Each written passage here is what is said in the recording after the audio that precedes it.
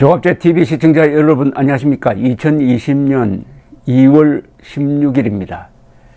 오늘 눈이 내렸습니다. 광화문에는 눈보라가 치는데도 정광훈 목사가 이끄는 세계 최대의 야외 교회가 예배를 드리고 있었습니다. 아주 장엄한 광경이었습니다. 오랜만에 이회창 전 국무총리가 입을 열었습니다. 이회창 전 국무총리는 벌써 85입니다. 이분은 대통령만 빼고는 중요한 직책을 두루 거친 분입니다. 대법관으로 유명했습니다. 1980년대 대법관 시절에 이분은 인권을 보호하는 소수 의견을 많이 내는 분으로 알려져 있었습니다. 당시에 전두환 정권 하에서도 사법부의 독립을 위해서 노력하는 분이다 해가지고 이미 정평이 나 있었습니다. 그리하여 김영삼 대통령에 의해서 감사원장으로 발탁이 되었다가 곧 국무총리가 되었습니다. 근데 국무총리를 할 때 이회창 총리가 원칙주의자입니다. 그러니까 국무총리의 권한을 행사하려고 하니까 김영삼 대통령과 부딪혔습니다. 그래서 물러났습니다. 물러났다가 다시 당시에 신한국당이죠. 신한국당의 선거대책위원장으로 컴백을 해가지고 다시 정치를 하게 되었고 97년 대통령 선거에 나왔습니다. 라이벌은 김대중 씨였습니다. 그러나 당시에 신한국당이 분열을 했습니다. 경선에서 2등을 했던 이인재 씨가 탈당을 하는 바람에 결국 선거에서 30여만 표 차이로 졌습니다. 그때 이회창 씨가 김종필 세력과 잔민련 김종필 세력과 손을 잡았더라면 이겼을 것입니다.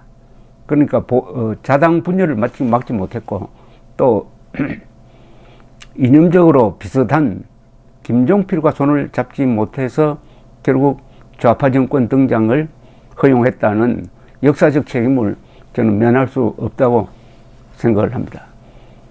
그러다가 다시 당시에 한나라당이죠.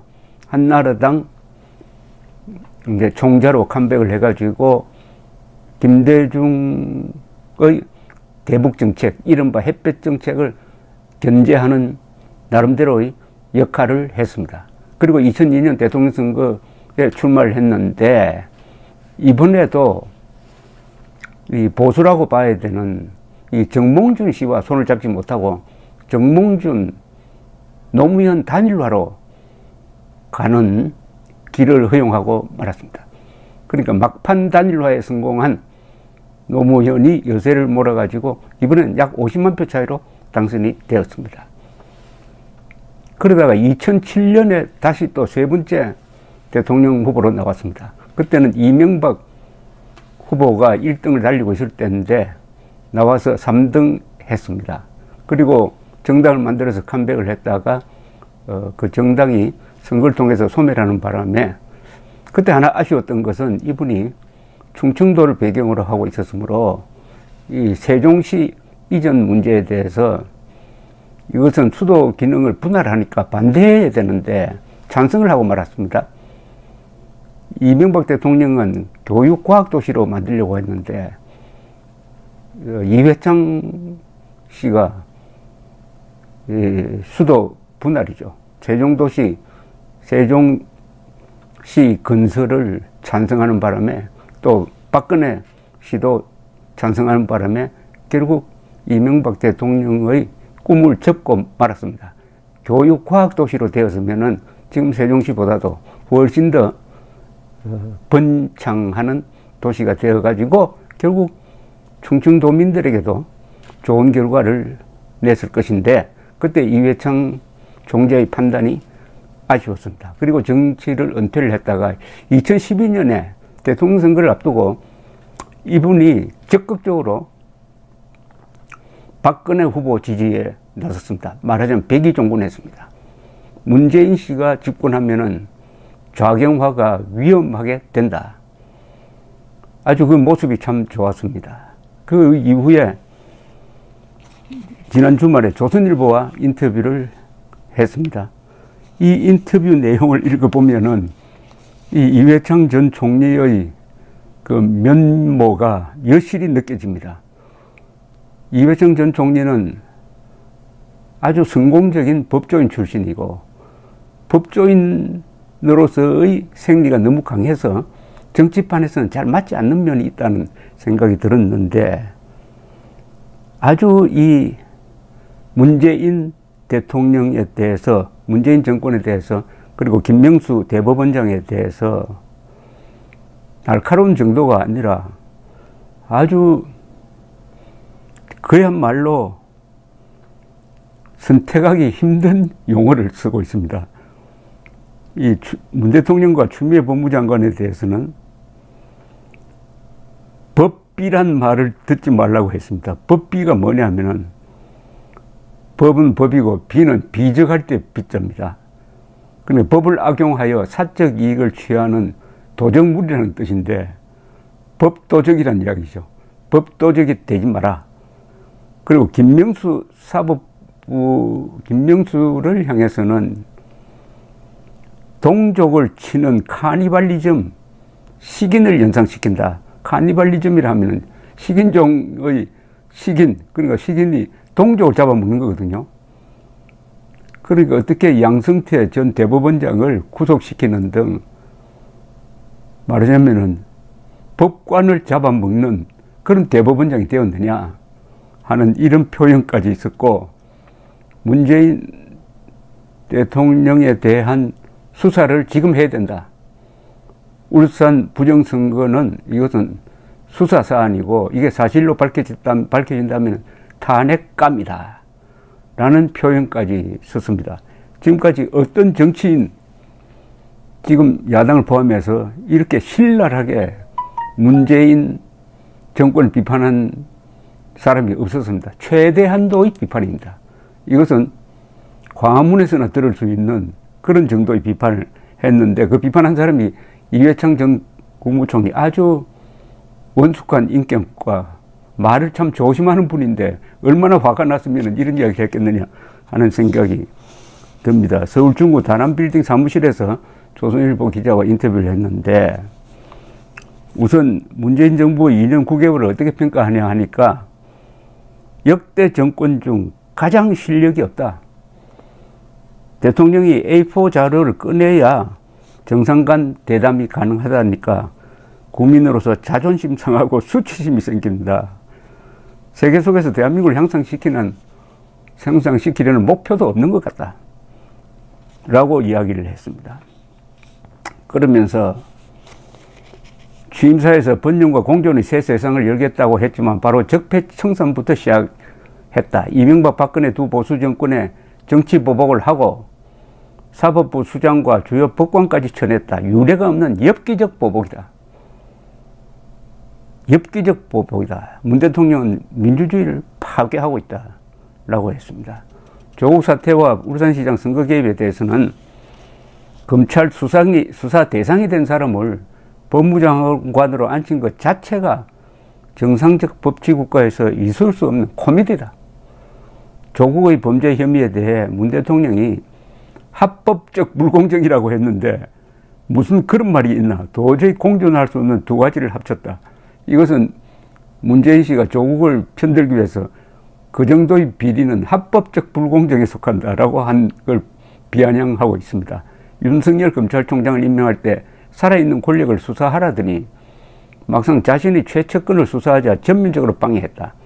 대통령과 정권이 내 편만을 위하고 내 편만을 살린다는 생각과 행동을 한다면 나라에 치명적이다. 게다가 검찰은 국가 형별권을 행사하는 행정공무원 중에서도 가장 중립성이 요구되는 자리인데 압력을 가하면은 이것은 헌법을 짓밟는 행위가 된다라고 했습니다. 이 문 대통령의 선거 개입 문제에 대해서는 검찰의 공소 내용이 사실이란 전제를 한다면 탄핵감이라고 생각한다. 대통령은 재임 중 내란 외환의 죄가 아니면 형사소치를 받지 않는다. 하지만 수사도 못 받는 것은 아니다. 공소장을 보면 해당 의혹의 정점에 대통령이 있는 것으로 추정되는데 검찰이 지금 수사해야 한다. 만약 정권이 바뀐 다음에 수사를 받게 되면 다시 정치보복이라는 말이 나오지 않겠나. 수사를 해야 된다는 겁니다. 현직 대통령이라도 수사를 해야 된다는 거예요. 이분이 뭐 법에 워낙 밝은 분이니까 법적으로는 허용된다는 이야기죠. 다만 형사소추는 퇴임 이후에 해야 되는 거죠. 수사는 해야 된다는 겁니다. 문재인 대통령과 추미애 법무부 장관은 법조인 출신인데 어떻게 생각하느냐라고 했더니 법조인으로서 지켜야 할 핵심 덕목이 바로 정직과 정의다. 하지만 두 사람 모두 그런 가치에 어긋나는 행동을 하는 것 같아 안타깝다. 추 장관은 문 대통령이 원치 않는 수사를 막기 위해 인사를 통해 윤 총장의 수족을 잘라내고 검찰의 수사와 기소마저 분리하려 한다. 심하게 말하면 법을 방편으로 자기들 목적을 이루려는 법비 같은 짓을 하고 있다. 법도적 같은 짓을 하고 있다. 이런 뜻입니다. 비적. 법을 이용해가지고 비적 같은 활동을 하고 있다는 거죠.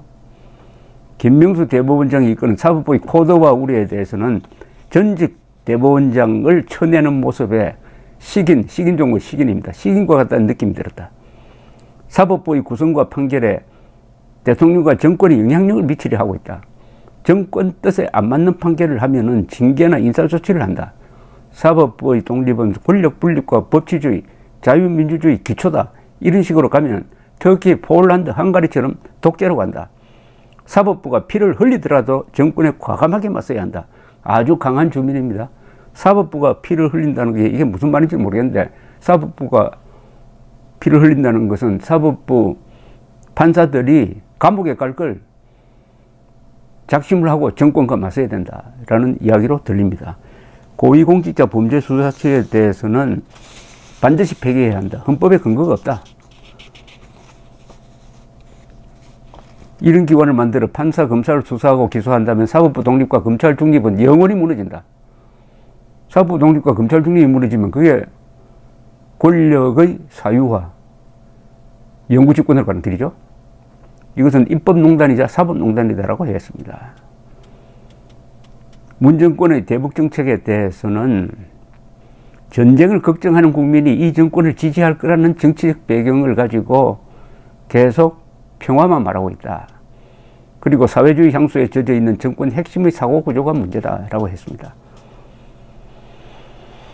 그리고 이 보수통합 문제에 대해서는 이렇게 아주 핵심적인 이야기를 했네요.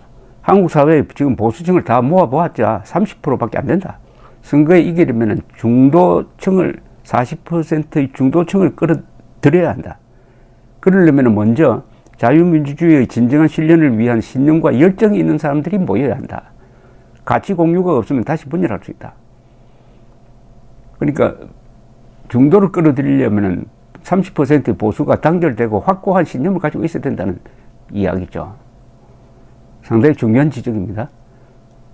보수만으로는 절대 안 된다는 겁니다. 중도를 잡아야 되는데, 중도 잡으려면 보수가 중도로 가는 게 아니라 보수가 더 확고한 자유, 민주, 반공 신념을 가지고 중도를 끌어당겨야 한다는 겁니다. 이게 지금 거꾸로 되고 있습니다. 통합의 주도권은 어석 숫자로 보나 역사로 보나 한국당이 주도적 역할을 하는 게 현실적이고, 공천관리위원회는 김명호 위원장 팀을 그대로 유지하는 게 맞다 라고 이야기를 했습니다. 안철수 전 의원에 대해서는 좀 낮은 평가를 했습니다. 그분은 컴퓨터, IT 이런 분야의 천재인데 범죄인 내가 뭐라고 평가하기가 어렵다. 하지만 왜 저렇게 하나 싶은 생각이 들기도 한다. 국가 재앙을 막기 위해 중도 보수 통합이 절박하다는데 자신의 정치적 향방이 나라에 어떤 영향을 미칠 것인지 진지하게 고민해 주었으면 좋겠다. 자꾸 한국에서 원로 찾는데 이회창 씨 정도의 경력이면 우리가 원로로 대접을 해야 됩니다. 원로가 없다고 할 게 아니라 원로 될 만한 사람들이 많아요. 그런 분들을 대접하고 그분들의 말을 우리가 자주 경청을 하고 이렇게 알리는 노력이 필요합니다. 오랜만에 이회창 총재의 말을 들으니까 그래도 아직 한국에 각 분야에 든든한 기둥이 있다는 생각이 들었습니다. 감사합니다.